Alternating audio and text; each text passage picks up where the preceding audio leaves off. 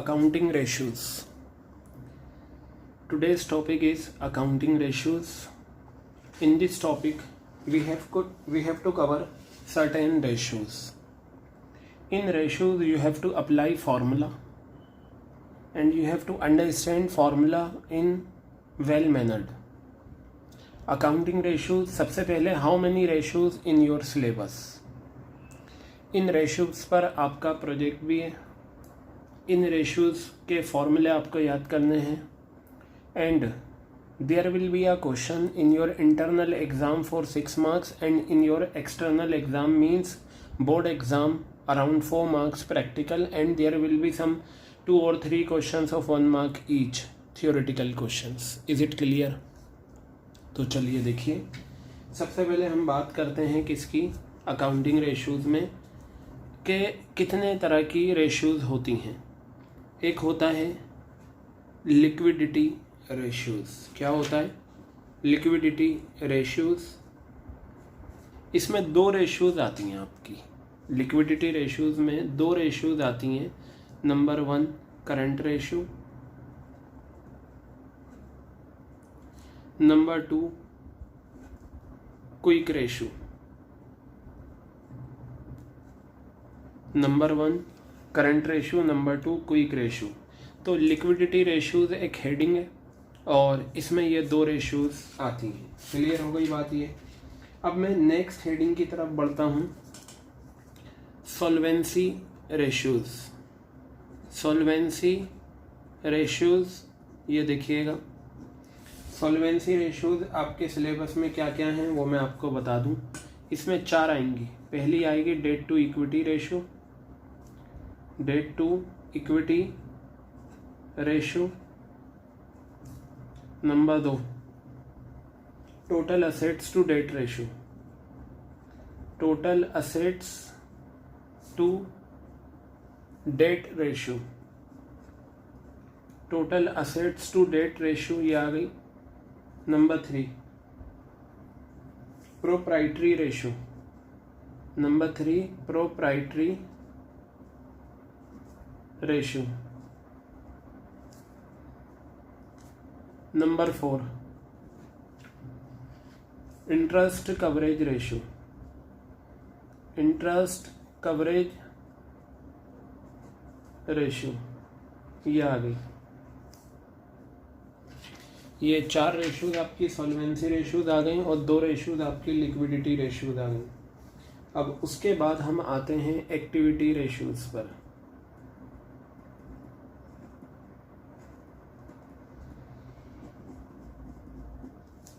Activity ratios आप देखेंगे. Number 1 inventory turnover ratio. Inventory turnover ratio.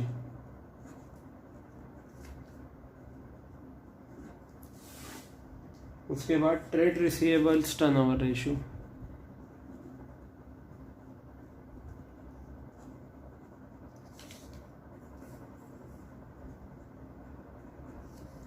Trade receivables turnover ratio. Then trade payables turnover ratio. Trade payables turnover ratio. Trade payables turnover ratio.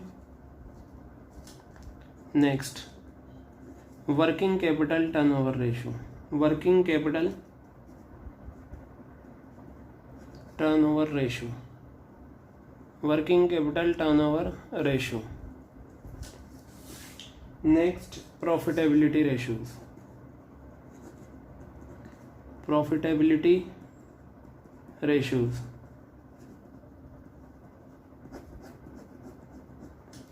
Profitability ratios में क्या आएगा? Gross profit ratio.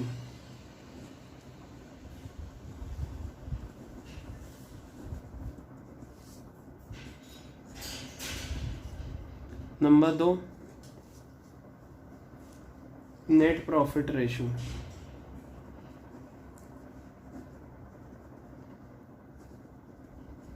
Number 3 operating ratio.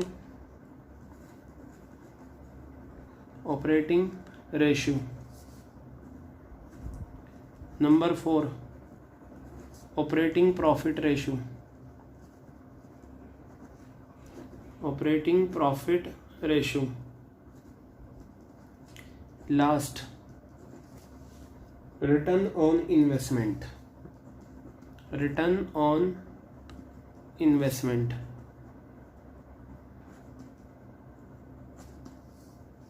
ROI. If you count these ratios, there are 4 main ratios: liquidity ratios, solvency ratios, activity ratios, profitability ratios. Okay, so 2 here, 4 here, 4 here, 10. In total you have 15 ratios. 2 ratios from liquidity, 4 ratios from solvency, 4 ratios from activity and 4 ratios from profitability. Clear हो गई बात? तो इन 15 ratios के 15 फॉर्मूले हैं, ठीक है। हर एक रेशियो का एक फार्मूला है, और जो इन 15 रेशियोज़ के फॉर्मूले बने हैं, इन 15 रेशियोज़ के जो फॉर्मूले बने हैं वो फॉर्मूले बैलेंस शीट और statement of profit and loss से बनेंगे।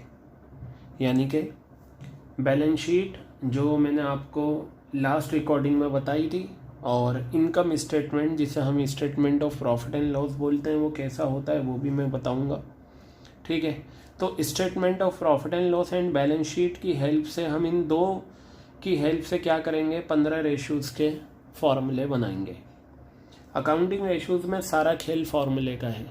जितना अच्छे आपके फॉर्मूले याद होंगे उतना अच्छा आपके ये टॉपिक बनेगा। अच्छा, कई रेशियोज़ के अपने अलग अलग नाम भी हैं, तो वो नाम भी आपको याद रखने हैं, ठीक है। जैसे करंट रेशियो है, करंट रेशियो का दूसरा नाम होता है वर्किंग कैपिटल रेशियो। क्या होता है? Working capital ratio. ये दूसरा नाम है किसका? करंट रेशियो का। देखिए, एक यहाँ पर है वर्किंग कैपिटल टर्नओवर रेशियो, तो यहाँ टर्नओवर वर्ड है, यहाँ नहीं है। तो अगर कोई आपसे पूछे वर्किंग कैपिटल रेशियो क्या होती है, you will say current ratio. अगर कोई आपसे पूछे वर्किंग कैपिटल टर्नओवर रेशियो, तो फिर वो इसमें आएगा। क्विक रेशियो के 2 नाम और हैं। एक नाम है लिक्विड रेशियो, लिक्विड रेशियो, और एक नाम है एसिड टेस्ट रेशियो। क्या नाम है? एक एसिड टेस्ट रेशियो। एक नाम है क्विक रेशियो, एक नाम है लिक्विड रेशियो, एक नाम है एसिड टेस्ट रेशियो। अब ध्यान से सुनिएगा, ये जो एक्टिविटी रेशियोज है इसका दूसरा नाम है टर्नओवर रेशियोज। क्या है इसका दूसरा नाम? Turnover ratios. क्लियर है? ये जो लिक्विडिटी रेशियोज होती हैं, बेसिकली ये होती हैं शॉर्ट टर्म सॉल्वेंसी निकालने के लिए। अगर कोई पूछे शॉर्ट टर्म सॉल्वेंसी रेशियोज क्या हैं, तो आप कहेंगे लिक्विडिटी रेशियोज। और इस अगर सिर्फ सॉल्वेंसी रेशियोज की बात आए तो वो बेसिकली लॉन्ग टर्म सॉल्वेंसी की बात होती है। किसकी होती है? Long term solvency. मैंने अभी आपको कुछ भी नहीं बताया, लिक्विडिटी का क्या मतलब होता है, सॉल्वेंसी का क्या मतलब होता है, ठीक है, टर्नओवर रेशियोज का क्या मतलब होता है। अब step by step we will discuss each ratio and its formula. हम सारी रेशियोज कवर अप करेंगे और इनके फॉर्मूले करेंगे। फॉर्मूले का सारा खेल है, आपको फॉर्मूला याद होना चाहिए। अगर फॉर्मूला आपको याद है तो आप आसानी से ये अकाउंटिंग रेशियोज अपना कर सकते हैं। क्लियर हो गई बात ये?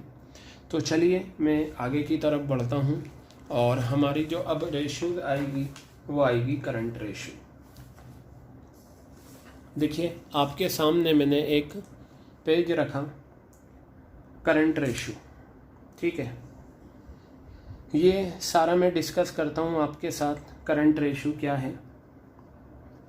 तो देखिए, करंट रेशियो का मैंने दूसरा नाम बताया था वर्किंग कैपिटल रेशियो, यहाँ पर भी लिखा हुआ है।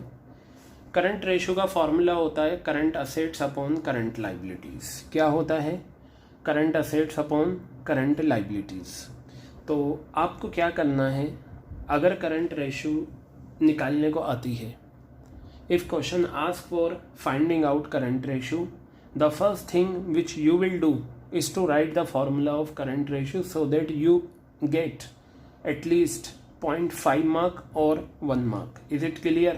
अगर आप फॉर्मूला लिखते हो तो आपको फॉर्मूला लिखने के मार्क्स मिलेंगे, but keep in your mind no shortcut, no short form at all, otherwise you won't be given marks. Is it clear? Current ratio अगर आप निकालते हो तो प्रॉपरली आपको करंट असेट्स और करंट लाइबिलिटीज़ लिखना है। सिर्फ इतना अगर आपने लिखा, ये current ratio, current assets upon current liabilities, तो इसका मतलब आपको क्या मिलेगा, आपको मार्क्स मिल जाएंगे, हाफ मार्क आपको मिल जाएंगे। उसके बाद आप 3-4 लाइन का गैप देना, ठीक है, और नीचे आपको करंट असेट्स और करंट लाइबिलिटीज़ निकालनी है। ये मैंने यहाँ फॉर्मूला समझाया है आपको। ये 2:1 क्या है, आइडियल रेशो क्या है, यहाँ पर भी हम अभी आएंगे। तो सबसे पहले करंट रेशो का formula current assets upon current liabilities. Now let's discuss about current assets and current liabilities. आपको अच्छे से पता है करंट असेट्स वो असेट्स होती हैं जो 1 साल के अंदर कैश में कन्वर्ट हो जाती हैं। हर वो असेट्स जो 1 साल के अंदर कैश में कन्वर्ट हो जाएगी, हर वो असेट्स जो 1 साल के अंदर कैश में कन्वर्ट हो जाएगी, ऐसी असेट्स को हम क्या बोलते हैं, करंट असेट्स बोलते हैं। क्या बोलते हैं? ऐसी असेट्स को हम करंट असेट्स बोलते हैं। क्लियर हो गई बात ये?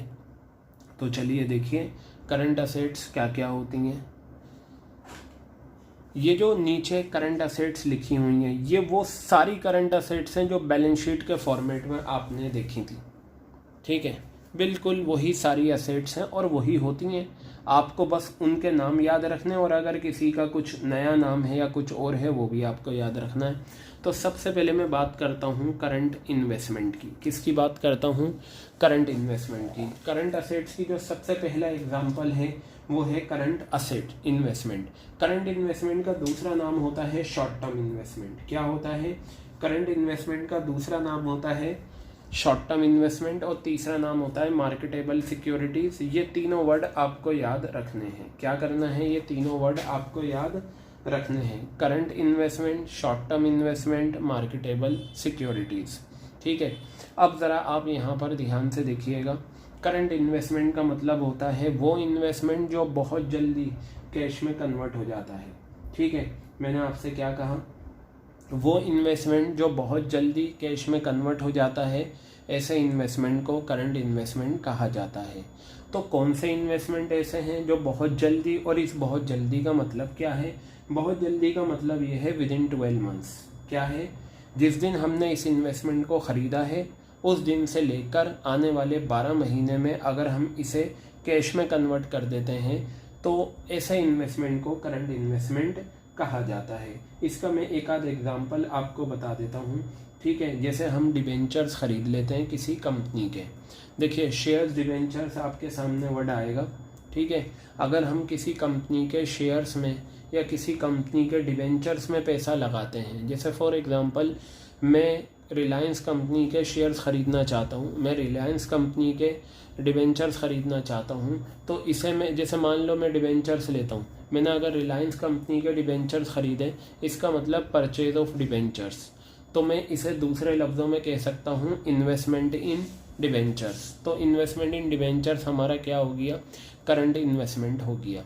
इस तरीके से और भी बहुत सारे एग्जाम्पल होते हैं करंट इन्वेस्टमेंट के। आपको है ना इसके एग्जाम्पल नहीं गिवन होंगे, बस यही हेडिंग गिवन होगी, तो आप इसे याद रखना। करंट इन्वेस्टमेंट वो इन्वेस्टमेंट होते हैं जो 1 साल के अंदर कैश में कन्वर्ट हो जाएंगे। कोई भी इन्वेस्टमेंट कैश में कन्वर्ट कब होता है? जब हम उसे बेच देते हैं। जैसे मैं आपको एक एग्जांपल बताऊं, जैसे मान लीजिए मैं प्रॉपर्टी ख़रीदना चाहता हूं, मैंने 2 करोड़ रुपए की प्रॉपर्टी ख़रीदी, तो मैं इसे कहूँगा परचेज ऑफ लैंड। मैंने ज़मीन ख़रीदी 2 करोड़ रुपए की, परचेज ऑफ लैंड। इसे मैं ऐसे भी कहता हूँ इन्वेस्टमेंट इन लैंड, ठीक है। मैंने क्या करा? ज़मीन में इन्वेस्टमेंट कर दिया। तो इन्वेस्टमेंट इन लैंड या परचेज ऑफ लैंड दोनों का मीनिंग सेम है। तो करंट इन्वेस्टमेंट आपको याद रखना है। Current investment is an example of current assets. उसके बाद आ जाइए ट्रेड रिसीवेबल्स। ये अगर पहले पर आता है तो ट्रेड रिसीवेबल्स, ये रहा नया वर्ड आया है ट्रेड रिसीवेबल्स। इसमें क्या क्या आते हैं? डेटर्स और बीआर। क्या आता है इसके अंदर? डेटर्स और बीआर आता है, यानी कि देनदार और बिल्स रिसीवेबल दोनों ही किस में आते हैं? ट्रेड रिसीवेबल्स में। ठीक है। अगर आपको क्वेश्चन में डेटर्स गिवन है, आपको क्वेश्चन में BR गिवन है, तो आप दोनों फिगर को ऐड करना और ऐड करके ट्रेड रिसीवेबल्स आपका आ जाएगा। तीसरा है इन्वेंट्रीज। मैंने आपको बताया था इन्वेंट्रीज का पुराना नाम स्टॉक है, नया नाम क्या है? इन्वेंट्रीज। पुराना नाम क्या है? स्टॉक है, नया नाम क्या है? इन्वेंट्रीज। क्लियर हो गई बात। लेकिन आपको जो इन्वेंट्रीज लेनी है, इन्वेंट्रीज के कुछ एग्जाम्पल हैं जो आपको याद रखने होंगे, वो मैं बता दूंगा। लेकिन आपको इतना याद रखना है कि जब आप करंट रेशियो निकालेंगे, when you find out current ratio and you have to consider inventories, you will take inventories excluding loose tools and stores and spares. ये जो लूज टूल्स हैं और स्टोर्स एंड स्पेयर्स हैं, इन दोनों को छोड़कर आपको क्या लेना है? इन्वेंट्रीज लेना है। जैसे फॉर एग्जांपल मैं आपको बताता हूँ, मान लीजिए आपको क्वेश्चन में इन्वेंट्रीज दे रखा है, ये देखिए, मान लीजिए आपको क्वेश्चन में इन्वेंट्रीज दे रखा है और यहाँ पर लिख रखा है इंक्लूडिंग लूज टूल्स। क्या दे रखा है? Including loose tools ₹3000। कितना? 70,000 रुपये। इन्वेंट्रीज आपको 70,000 का दे रखा है, लेकिन इसमें 3,000 रुपये के लूज टूल्स इंक्लूड हैं, तो हमें यहाँ लूज टूल्स क्या लेने? एक्सक्लूड। तो जब आप करंट असेट्स निकालोगे, ये करंट असेट्स निकालोगे, तो करंट असेट्स निकालते टाइम जब इन्वेंट्रीज लोगे तो इसमें से ये 3,000 रुपये लूज टूल्स के माइनस कर देना, क्योंकि हमें इन्वेंट्रीज वो लेनी है जो लूज टूल्स हटाकर और स्टोर्स एंड स्पेयर्स हटाकर हो। क्लियर हो गई बात। तो करंट इन्वेस्टमेंट हमारा पहला एग्जाम्पल करंट असेट्स का, दूसरा ट्रेड रिसीवेबल, तीसरा इन्वेंट्रीज, चौथा है कैश एंड कैश इक्विवेलेंट्स। ये नया वर्ड आया है, cash and cash equivalents. Cash and cash equivalents का, कैश इक्विवेलेंट्स का मतलब ये होता है कि वो इंस्ट्रूमेंट, वो चीज़ें जो बहुत जल्दी कैश के बराबर होती हैं। बेसिकली ये जो कैश इक्विवेलेंट होता है, ये क्या होता है? कैश के ही बराबर होता है। क्या होता है? ये कैश के ही बराबर होता है। जैसे ये कैश इन हैंड और कैश एट बैंक तो कैश में आ गए। कैश इक्विवेलेंट्स के एग्जांपल आ गए, चेक्स आ गया, ड्राफ्ट इन हैंड आ गया, जो बहुत जल्दी कैश में कन्वर्ट हो जाते हैं। तो कैश एंड कैश इक्विवेलेंट्स भी आपका एग्जांपल है किसका? करंट असेट्स का। बाकी कैश इक्विवेलेंट्स अभी आगे हमारे बार बार हो रहा आएगा, वहाँ पर भी मैं आपको डिटेल में इसे समझाऊंगा। तो ये 4 आपकी करंट असेट्स हो गई। अब उसके बाद short term loan and advances. अगर हमने किसी को लोन दिया है, देखिए लोन जो होता है ना, वो लाइबिलिटी भी बनता है और असेट्स भी बनता है, याद रखना। लोन जो होता है वो लाइबिलिटी भी बनता है और असेट्स भी बनता है। अगर हम लोन किसी से लेते हैं तो वो हमारी लाइबिलिटी बनता है, और लोन अगर हम किसी को देते हैं तो वो हमारी असेट्स बनता है। अगर हमने लोन लिया और 12 महीने में उसे पे कर देंगे तो वो हमारी करंट लाइबिलिटी बनेगा। क्या बनेगा? हमारी करंट लाइबिलिटी बनेगा। और अगर हमने किसी से लोन लिया और वो लोन हम 12 महीने के बाद पे करेंगे तो वो हमारी लॉन्ग टर्म लाइबिलिटी बनेगा। क्या बनेगा? हमारी लॉन्ग टर्म लाइबिलिटी बनेगा। इसी तरीके से अगर हमने किसी को लोन दिया है और वो लोन वो हमें 12 महीने में दे देगा तो वो हमारा short term loans and advances कहलाएगा। क्या कहलाएगा? Short term loan and advances. Clear हो गई बात।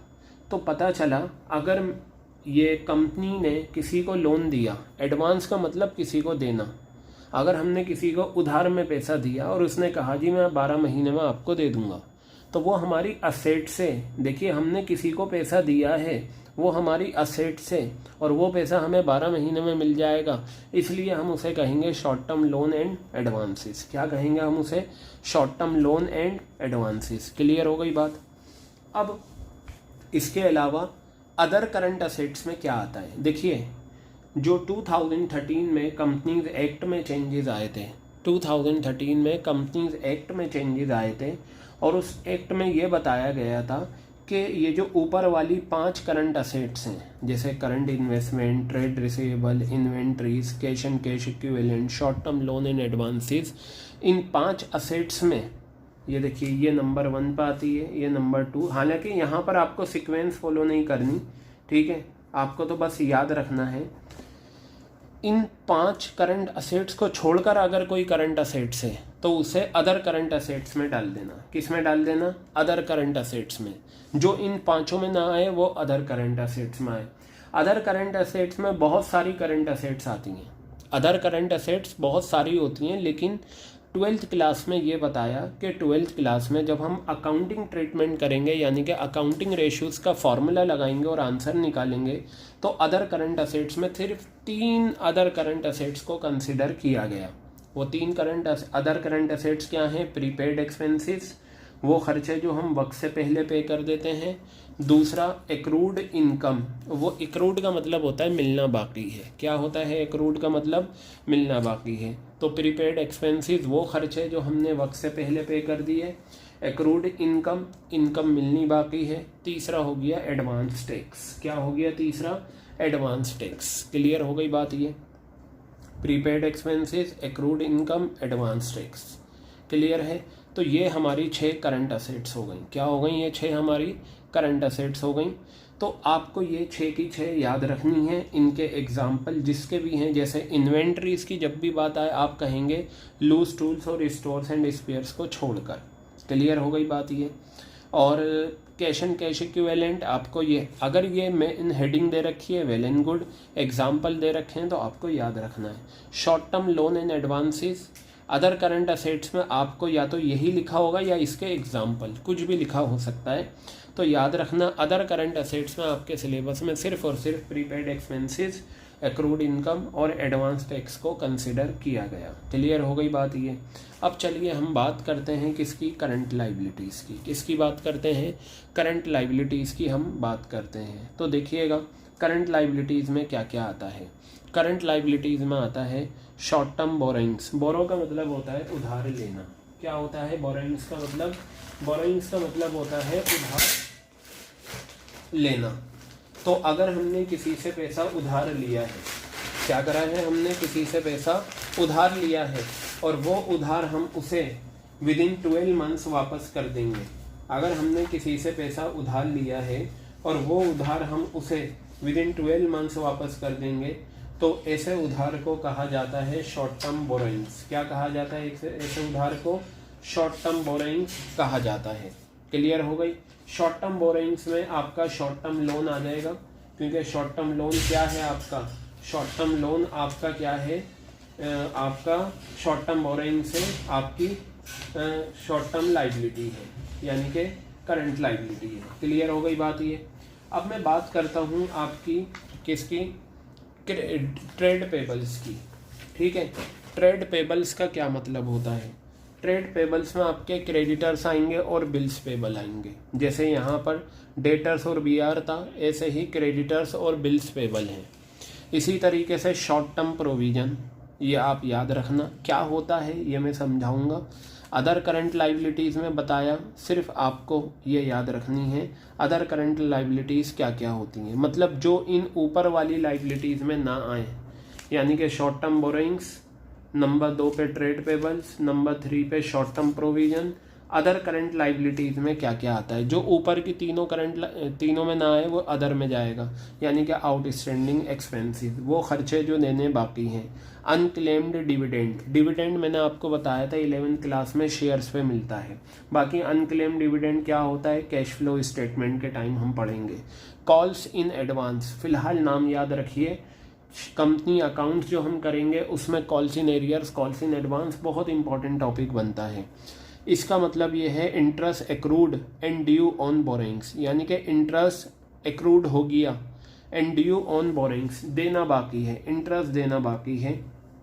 Interest accrued but not due on borrowings, interest accrued तो हो गया कि हाँ भाई देना है, लेकिन अभी तक हमने दिया नहीं है।